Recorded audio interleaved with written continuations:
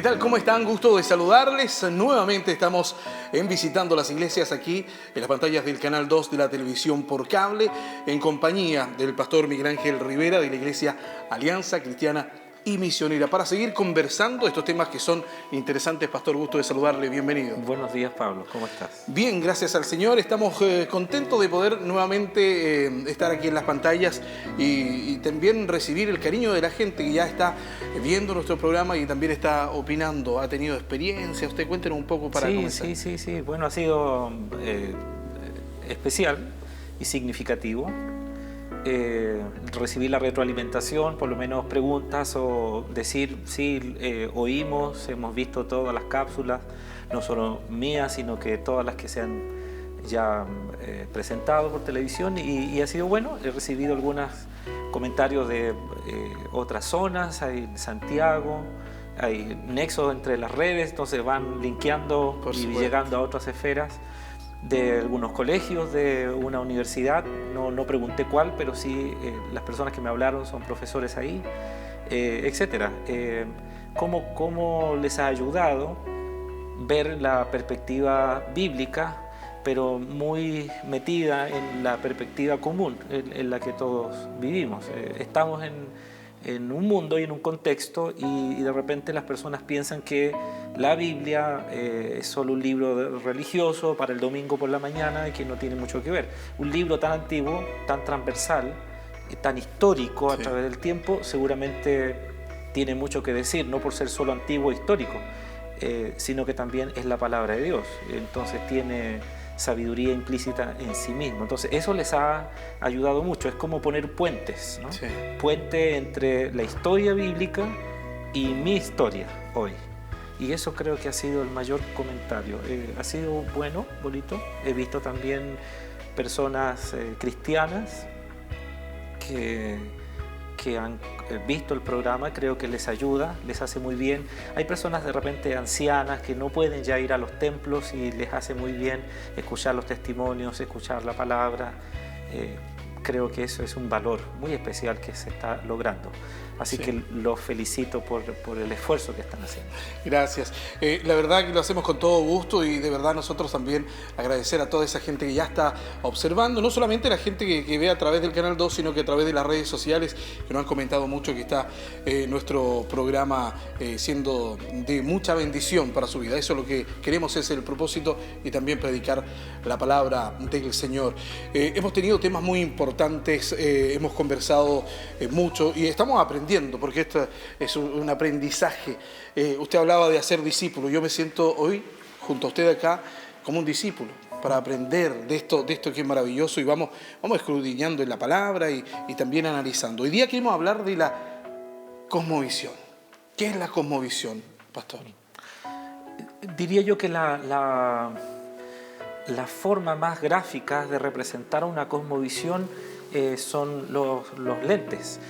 Yo uso lentes, pero no los traje, porque todavía quiero darme la edad que soy valiente, que no los necesito tanto. Pero después de los 40 todos necesitamos lentes. Los lentes que yo uso, posiblemente si tú usas lentes, yo no sé, pero yo uso lentes. Mis lentes posiblemente no te van a funcionar a ti. Claro. O si yo tomo los lentes de una persona que tiene mucha distorsión en sus ojos, una enfermedad que le hace necesitar otra dimensión de lentes, yo los voy a poner en mí y voy a ver todo distorsionado, puedo caer, puedo tener inseguridad para caminar. Si me permites, puedo poner un par de ejemplos. Conocí una enfermera alemana y digo que la conocí en el sentido que leí su historia en un libro de un escritor llamado Darrell Miller. Entonces él contaba en el libro que esta doctora, también era doctora en enfermería, fue por un sentimiento de ayudar a las naciones más desprovistas de educación a nivel superior, fue a África, a algún país, y allá ella empezó a enseñar microbiología, cómo se enfermaba la gente por estos microbios que estaban en las aguas o en los alimentos, qué sé yo. Cuando ella pasó todo el semestre enseñando y hizo el examen final, todos los alumnos aprobaron el examen final. Y ella dijo, están listos ahora para ser expertos en saber cómo se enferma la gente a través de los microbios y cómo se puede ayudar a mejorar eso. Pero siempre en una clase hay un alumno aventajado, por lo menos uno que pregunta más, y él levantó su mano y dijo, doctora, le agradecemos todo su esfuerzo, son 4 o 5 meses que usted nos estuvo enseñando cómo se enferma las personas blancas. Pero yo le quiero hacer una pregunta a usted. Entonces ella aceptó. ¿Usted quiere saber realmente cómo se enferma la gente aquí? Entonces ella quedó asombrada y se dio cuenta que había algo que no había contemplado en su esquema de enseñanza. Y es que su cosmovisión de cómo se enferma la gente en su país, Alemania, era todo un sistema científico de explicaciones. Pero este joven africano le dijo, acá nosotros tenemos espíritus. Y los espíritus son movidos por brujas. Y los espíritus salen en la noche. Y andan por todos lados. Cuando encuentran un alma débil, van, y si me permites, el espíritu llega y lo muerde en la espalda. Y ella está contagiado de algo. Y ya está enfermo. Y tenemos que hacer ritos, oraciones, darle a beber cosas, hacer ciertos bailes a su alrededor, hasta que el espíritu lo libere. Ella no había considerado que en ese lugar la cosmovisión de las enfermedades era otra. Otro ejemplo que puedo poner, en 1400 y algo existía un príncipe en la zona de Portugal. El príncipe era llamado Enrique el Navegante. Tú puedes buscar algo de historia de eso. Y Enrique el Navegante tenía la preocupación de llegar a la India por otro medio que no fuera tierra, pasando todo el continente, porque era peligroso. Sí. Imagínate tú, ir con cargamento de valor, oro, plata, piedras preciosas, para pagar en India por los productos, telas y otras especias que habían, que era como la idea de Colón también en algún minuto. Sí. Entonces, ¿cómo hacemos para cruzar todos los territorios sin que nos roben? Él decía, debe ser por mar. Por 10 años, Enrique el Navegante envió barcos a bordear toda la costa de África, por el lado oeste. El problema es que todos los barcos, 13 en total dice la historia, llegaban a una zona más al sur de las Islas Canarias, conocida como el Cabo Bollador. Lo estoy hablando en español, es un nombre francés. Y ahí sucede que hay vientos del oeste y del noroeste que empiezan a soplar tan fuerte que los barcos empiezan a ser empujados hacia la costa. Y también hay corrientes del sur hacia el oeste que empiezan a bancar arena, de tal manera que el nivel del agua en algunos sectores del Cabo Bollador llega solo a los 2 metros. Y tú entenderás que un barco de gran envergadura va rápidamente a quedar embarcado, sí. Se va a quedar enredado en la arena. Ellos creían en 1400 que ese era el fin del mundo. Y tú te recordarás lo que nos enseñamos en el colegio, nos enseñaron que el mundo era plano y que se llegaba a un borde y ahí todo caía. Había gran temor, había monstruos marinos, se dibujaban los mapas con serpientes o monstruos de muchas cabezas, todo eso. El barco número 14 se vio envuelto en una tormenta enorme con vientos del este que lo soplaron y lo alejaron de la costa y lo alejaron de la costa a tal punto que cuando la tormenta pasó, el barco se encontró tan lejos de la costa africana que no la veía. Entonces el capitán empezó a orientar el barco otra vez hacia el este, porque su idea de India era el este, y navegaron hacia el sur y hacia el este. Pronto se dieron cuenta que habían llegado a la zona que ellos no conocían. Giraron, bordearon todo África y llegaron a la India. 2 años estuvieron entre los viajes sus negocios y retornar con el mismo temor, pero ya con un cambio en su mente. ¿Qué era lo que hacía que Enrique el Navegante tuviera fracaso en sus empresas por 13 barcos? No era el cabo boyador con los bancos de arena y los vientos que lo acercaban a la costa, sino que era la mentalidad que tenían los marineros, que ahí estaba el fin del mundo. Sí. Eso es una cosmovisión, Pablo. Una cosmovisión es una idea en mi mente que yo tengo establecida, ¿verdad? Y nos reíamos, pongamos sí. un ejemplo nuestro. Habían unos cafés aquí encima sí. y queríamos empezar el programa y había que tomarse el café, porque a todos nos enseñaron que la comida se come toda. Sí. Es una forma de que nuestros padres nos transmitieron a nosotros una idea en su mente. Con estos ejemplos puedo decirte que es gráficamente una cosmovisión. Eso, lo más cercano que teníamos nosotros a la cosmovisión era el del pueblo mapuche. Estamos dentro de una región correcto. Que ellos nacen también con una ideología. Lo decía usted también, nosotros, cada uno de nosotros tenemos una cosmovisión diferente. Usted, yo, la gente que está en cámara, porque es como nuestros padres nos enseñaron a ver la vida, ¿no? Correcto. Y eso es bueno que lo menciones. Las cosmovisiones las vamos heredando desde el núcleo, el centro donde fuimos educados, en la familia. Luego la cosmovisión nosotros la transmitimos hacia nuestra comunidad, donde nos movemos. Es una forma de pensar común. Entonces, lo decía en uno de los programas pasados. Sí. Si nosotros vamos cambiando la mentalidad de las personas, podemos hacer que el fruto que salga de ese árbol puede ser muy diferente. Si plantamos un árbol en una tierra, puede darnos un fruto. Sí. Lo decía en un programa. Si plantamos el árbol de nuestra vida personal, familiar, de la ciudad entera sí. o de la nación, sobre mentira, el fruto será obviamente fruto de mentira. Si hay fruto en verdad, aunque haya un par de mentiras o cosas que no son tan ciertas, el fruto va a ser muy amplio. A todos se nos enseñó a pensar de la misma forma. Si nuestros telespectadores hacen un ejercicio en su casa, toman una hoja y un lápiz, yo les digo, dibujen una casa, posiblemente todos van a dibujar la misma casa, que fue la casa que se nos enseñó en el colegio, ¿cierto? Las rayitas, las paredes, una chimenea con humo. Eso es, en fondo, una cosmovisión. Se nos enseñó a pensar de la misma manera. Pero estamos también enfocados nosotros siempre a este libro santo. ¿Cómo esto se conecta con la Biblia? ¿Cómo la cosmovisión se conecta con la Biblia? Bueno, quiero leerte un pasaje en Romanos capítulo 12, que es un pasaje muy usado en la iglesia para representar la renovación de la mente, generalmente pensando en el espíritu. Mira lo que dice. No se amolden, aunque voy a empezar de antes, haciendo un resumen. Dice, sí. Por favor, hagan de su vida una adoración espiritual, un culto. Presenten su cuerpo en sacrificio vivo, que es su culto. Y no se amolden al mundo actual, sino sean transformados mediante la renovación de su mente.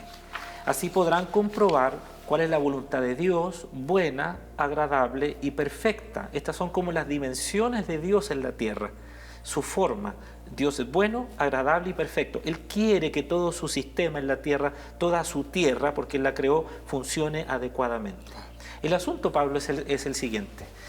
A todos se nos predicó el Evangelio para ser salvos, para tener vida eterna. Lo decía en un programa pasado, es como que necesitamos comprar un boleto en el tren de la salvación sí. para llegar al cielo algún día. Y mientras tanto, ¿qué hacemos? Entonces hay que renovar la mente porque el enemigo viene a tentar la mente, a querer volver hacia atrás en nuestra vida espiritual, todas esas cosas. El problema es que nosotros nos hemos olvidado que el apóstol Pablo dice que hay que renovar la mente. En otras palabras, la mayoría de las personas se convierte al cristianismo de corazón, obviamente. Sí. Entrega su vida al Señor para que el Señor lo transforme. Y ese es el mayor testimonio. No hay comprobación científica de Dios. ¿Dónde está Dios? ¿Cómo es Dios? ¿Cómo lo podemos meter en tablas, en tabulaciones científicas? Pero el mejor ejemplo, el mejor testimonio de que Dios existe son las personas que de A son transformadas a B. Cambian. Dice, algo pasó. Perfecto. La conversión, diría yo, casi también implica que seamos convertidos en la mente. Convertidos en la mente. El apóstol Pablo, lo mencioné en el programa pasado, el apóstol Pablo llegó a Éfeso y en Éfeso tuvo manifestaciones de poder. Hechos capítulo 19 lo dice. De tal manera que los brujos tomaban sus libros, los llevaron a un montón en la plaza pública y los quemaron. Pero enseguida dice que Demetrio reunió a la gente, los reunió a los que están en el gremio y les dijo: algo está pasando en la mente de la gente, ellos no están comprando los ídolos, sino que este Pablo está cambiando su manera de ver. Es tan grave esto, dijo Demetrio, según Hechos, que nuestra propia diosa puede ser desvestida de su divinidad. O sea, por primera vez la gente estaba abriendo los ojos a una cosmovisión que tenían y estaban sacando sus lentes de la diosa y estaban poniendo unos nuevos lentes, la del Dios de Pablo. Y el efecto, el fruto de esto es que la gente dejó de comprar ídolos y eso le estaba causando un problema económico a los plateros de la ciudad. Entonces, para cerrar la idea aquí, lo que sucede con el discipulado es que transforma la mente y esa transformación personal empieza a transformar mi familia y empieza a transformar la sociedad. Estamos conversando con el pastor Miguel Ángel Rivera de la Iglesia Alianza Cristiana Misionera de cómo hacer discípulos. Estamos hoy día viendo también la cosmovisión. ¿Qué es la cosmovisión? Estamos tocando este tema importante, pero queremos hacer un alto. Quédese con nosotros, ya regresamos. Estamos de regreso aquí en Visitando las Iglesias, conversando junto al pastor Miguel Ángel Rivera. Hay 6.000 millones de personas en el mundo. ¿Cómo puede ser esto, pastor, que cada una puede tener una cosmovisión diferente? ¿O cuántas cosmovisiones hay en el mundo? Sería un desafío enorme para los estudiosos encontrar 6.000 millones de cosmovisiones, ¿no? Sería toda la vida haciendo teorías. Sí. A mí me parece, leyendo los estudiosos cristianos y los no cristianos también, pero hay uno en particular que me parece resume muy bien eso, puedo decirte el nombre al final, pero clasifican o agrupan las cosmovisiones como en tres grandes bloques. La cosmovisión animista, que un poco dije también en un programa, esta cosa espiritual. Ahí lo llamamos de demonios, y te puse el ejemplo de la tribu Dani en Papúa Nueva Guinea, que le corta los dedos a la gente a medida que van muriendo personas. Eso es una cosmovisión. Así se lo enseñaron y así lo viven. El animismo. También está la cosmovisión secular, que sería como el ateísmo que yo mencionaba en algunos programas. La cosmovisión secular está centrada en el hombre, y está la cosmovisión teísta, o de Dios. Entonces, estas cosas navegan en las grandes preguntas del ser humano. ¿Quién soy? ¿Para qué estoy aquí? ¿Hacia dónde va todo esto? ¿Cuál será el fin de la historia? ¿Qué hago mientras tanto llega el fin de la historia? Esas son preguntas que todos los seres humanos se hacen. Me llama la atención la del animismo. Lo volvemos a ver en nuestras vidas. Cuando nosotros estábamos enfermos, ¿cierto? O incluso todavía, hay una persona que está enferma, te hicieron un mal. O también un niño que se comporta con alguna circunstancia rara, llaman a una persona para que le quite el empacho o que le saque el mal de ojo, que es muy conocido en nuestra zona. Sí, ahí tú notas entonces que nuestro país navegaba, por lo menos así lo creo, por estas tres cosmovisiones en determinadas ocasiones. No sé si correspondía eso a clases sociales o no, pero históricamente sabemos que las personas se enfermaban por algún mal espiritual. Y eso es animismo, ¿no? Las celebraciones en el norte de nuestro país, una celebración teísta, como la Tirana, por ejemplo, pero que también tiene connotaciones animistas. Tú puedes entender que hay diablos bailándole a la Madre de Dios, es una cosa extraña. Sí. Ese sincretismo entre animismo y secularismo y teísmo es una cosa que se da enormemente. Es como visitar San Sebastián. Yo viví cerca de Yumbel por algunos años de mi vida, y cuando tú ibas ahí para conocer, yo solo fui una vez para saber, yo no era católico, no tenía esa idea, ese conocimiento, cómo era esa fiesta. Tú te das cuenta que estaba el teísmo la fe, mezclado con el secularismo, porque fuera de la adoración a la imagen, al santo, había toda cantidad de cosas que se podían comprar a un precio conveniente, todo lo que tú querías. O sea, cosas impresionantes. Y a medida que llegaba el fin de la jornada, el 20 de enero, los precios iban bajando, bajando, bajando. Una de las características del secularismo es el consumismo. Si me permites explicarte cómo son las perspectivas de estas ideas, en el animismo, quien gobierna es la naturaleza. Ya. El animista piensa que la naturaleza es la que dirige todo. Nos enfermamos por la naturaleza es en cierto modo caprichosa, toma decisiones por sí misma, no tiene leyes que la gobiernan. Entonces el animismo piensa que el hombre finalmente no es un hombre material, sino que para librarse de la agresividad de la naturaleza tiene que elevar su espíritu. Para el animismo, el ser humano es solo espíritu. La materia tiene que morir. Por eso que una persona cuando se enfermaba en el concepto animista, se enfermaba por algo espiritual, ¿no? Y entonces era espíritus que habían venido para hacerle un mal, y por lo tanto esos espíritus tenían que ser reprendidos de alguna manera. Curioso, para que tú veas la unión entre la naturaleza y lo espiritual, curioso que cuando una persona en Chile se enfermaba de un mal que era espiritual, se le daba una botella con agua de hierbas para contrarrestar el mal espiritual. Entonces entiende que para el animista la naturaleza es el fin último. El ser humano es un todo con la naturaleza. Y también, pues, digámoslo de otra manera, hoy día se está girando hacia un animismo más moderno, un animismo más desarrollado, y entonces hay que cuidar los animales, porque los animales son la naturaleza. Hay que cuidar las plantas y los árboles, porque ellos son parte de la vida. Entonces hoy día la gente hace un turismo relacionado con el animismo. Van a los centros altos, a las montañas, ahí dejan que su vida que es espiritual, se conecte con las estrellas, con el aire, con el agua. No sé si lo usas, yo he estado en algunas oficinas de personas o amigos que ellos ponen en sus computadores música de agua, viento. Supuestamente de relajación. Relajación. ¿Por qué? Porque la naturaleza es finalmente la dueña, ella quiere nuestro bien, a veces es caprichosa, nos mueve, nos inunda, ¿no? Nos terremotea, pero yo puedo conectarme con la naturaleza por medio del amor, de la paz, del agua, del viento, de las aves. ¿Me entiendes? Entonces el animismo plantea que el hombre finalmente es una víctima adoradora.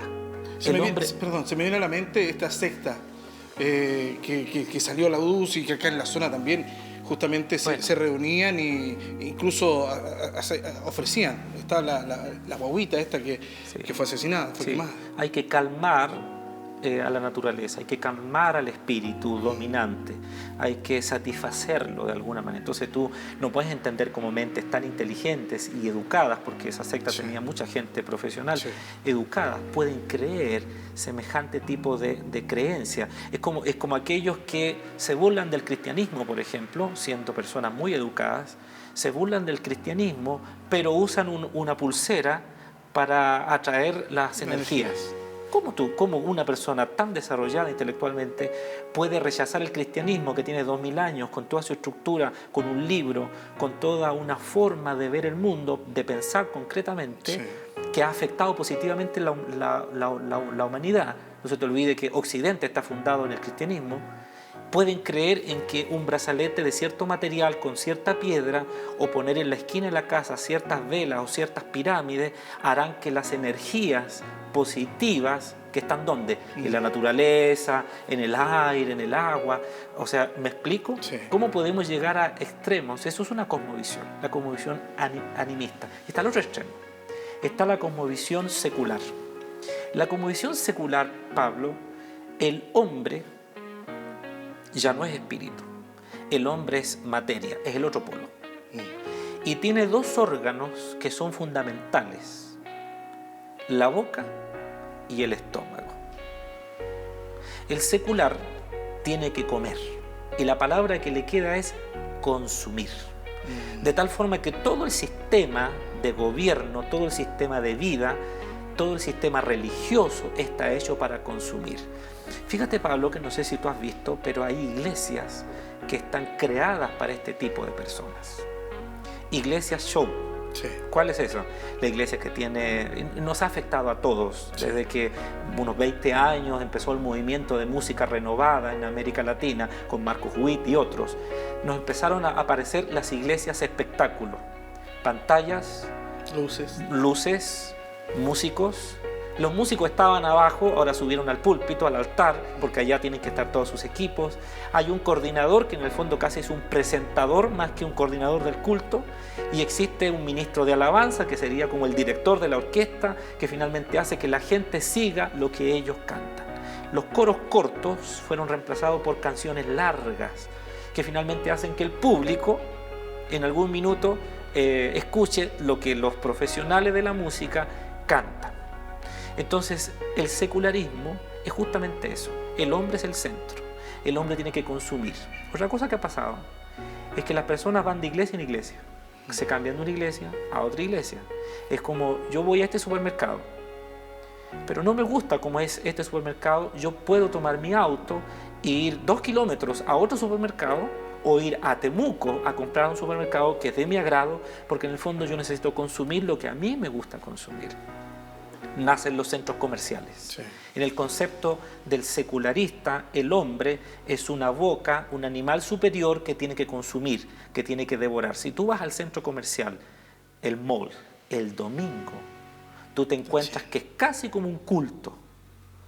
Tiene adoración, tiene un sistema para dar ofrendas. Van al cajero, sacan dinero y pagan. Tiene clientes que van consumiendo lo que necesitan y lo que no necesitan. Y tiene predicadores. No sé si te das cuenta, cada tienda tiene un locutor que va hablando las cosas. ¿Cómo es la naturaleza? Es un sistema cerrado que se va a terminar. Es un sistema cerrado al que le queda poco tiempo. El reloj de arena es lo que mejor representa la idea de mundo del secularista.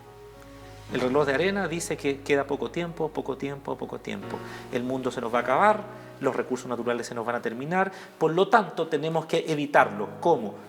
Evitemos botar la basura a la calle, que sería bueno, reciclemos, que es la gran idea del secularista para tratar de cambiar el mundo. Dejemos de tener bolsas plásticas, tengamos bolsas recicladas, todo ese tipo de cosas ejemplifica la idea secular. Para ir, se nos está acabando el tiempo, nos queda definir el teísmo.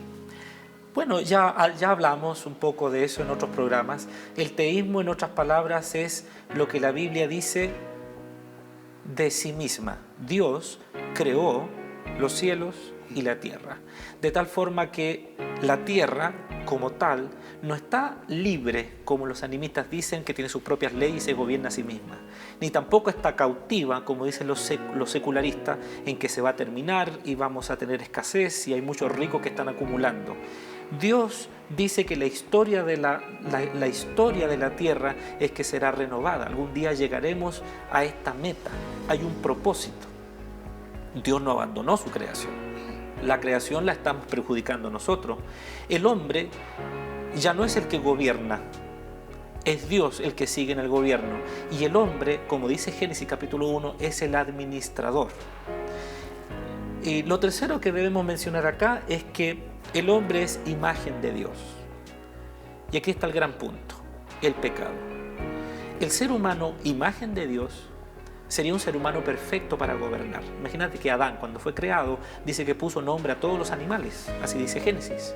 O sea, la capacidad que el hombre tenía para gobernar y administrar lo que Dios le puso en sus manos era fantástica.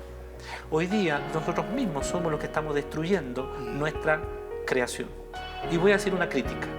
Los cristianos hemos aceptado la palabra naturaleza tan normalmente, decimos la naturaleza, el lago, los árboles, las montañas. Eso en la cosmovisión teísta no se llama así, eso se llama creación. Entonces nosotros mismos hemos abortado nuestra cosmovisión en cuanto a la naturaleza y le hemos cedido la palabra al secularismo. Esto es creación de Dios. Nosotros somos creacionistas, de tal forma que la creación es administrada por los hombres, pero el hombre tiene que volver a su Dios. Permíteme leerte el siguiente pasaje. En Romanos capítulo 8, versículos 19, 20 y 21 dice así: la creación, la naturaleza para los animistas, el mundo para los secularistas, la creación para nosotros aguarda con ansiedad la revelación, es decir, la manifestación de los hijos de Dios, porque fue sometida a frustración por culpa del pecado. La tierra quedó sujeta a cierta maldición. Acuérdate cuando Dios le dice a Adán: será maldita la tierra por tu causa. Vas a trabajar, pero van a crecer espinos que tú vas a tener que quitar para poder cultivar lo que antes no era así. Esto no sucedió por su propia voluntad. La tierra no quiso someterse, sino por la del que así lo dispuso. ¿Quién dispuso que la tierra fuera sujeta a problemas? Dios. El ser humano. Porque Dios quería que la tierra fuera la habitación perfecta del ser humano. Pero Pablo, fue el ser humano con su decisión de pecar, de separarse de Dios, de abortar su relación con Dios, que sometió a la creación a este vejamen. Y vivimos en Chile, Pablo. Pero hay otros países donde la naturaleza pareciera que tiene el control, pero hay desastre, falta de agua, hambre, no producción. Hay países pobres que se les ha metido en la mente que son pobres, pero eso es una mentira. Hay países ricos que finalmente vienen extranjeros y descubren la riqueza que tienen y le siguen diciendo a la gente: ustedes son pobres, nosotros los queremos ayudar. La Escritura dice: queda la firme esperanza de que la creación misma ha de ser liberada de la corrupción que la esclaviza, para así alcanzar la gloriosa libertad de los hijos de Dios. Palabras finales, Pablo, es esta: los hijos de Dios, los cristianos, en cualquier país, tienen la bendición de ser la imagen de Dios restaurada. ¿Qué quiere decir esto? Que si una persona no conversa, no convertida, una persona sin Cristo, recibe a Cristo como Salvador, su corazón es transformado, la esencia, el motor, la fuente de vida es transformada. Pero luego de eso, la persona es educada en su mente y comienza a transformar su entorno por medio de sus pensamientos. Tú eres un ejemplo. Tú eres una persona que trabaja en los medios de comunicación. ¿Dónde están los locutores, los productores creados en el Génesis? ¿Están? ¿Dónde están los músicos creados en el Génesis? Y creó Dios locutores de televisión. ¿Dice el texto en Génesis eso? No. ¿Qué fue lo que hizo Dios? Creó seres humanos a su imagen. Tú eres imagen de Dios. Tú podrías ser un locutor de farándula, locutor de criminología, locutor de cualquier cosa y transmitir ideas. Sí. Pero como tú tienes cristianismo en tu mente y en tu corazón, tú procuras transmitir ideas que sean no solo valores positivos, sino las ideas cristianas. El problema que tenemos es que los cristianos creemos que lo único que hay que transmitirle a la gente es la salvación para vida eterna, el pasaje para llegar al cielo. Pero no le decimos que en realidad tiene que renovar su mente para vivir aquí en la tierra. Pablo dice: el que robaba, no robe más, sino que trabaje para que con su trabajo sustente. Entonces, redondeando la idea de las cosmovisiones, Pablo, existen tres grandes en el mundo: la animista, que dice que la naturaleza es el Dios, el centro; la secularista, que dice que el hombre es el devorador, tiene que comer, que consumir, nos queda poco tiempo, la tierra se va a acabar, tenemos que reciclar, y ese discurso le gusta a la ONU, le gusta a todos los grandes movimientos empresariales en el mundo. Pero cuando los hijos de Dios aparecen, dice que la creación es renovada. La creación, toda la obra de Dios espera que aparezcan los hijos de Dios. Por eso, en una calle donde hay ruina, pobreza, cercos caídos, basura botada en la calle, hay un cristiano y esa casa debe estar pintada, su cerco bien hecho, la basura guardada en tarros. Ese es un cristiano. Y eso empieza a ser visto por los demás.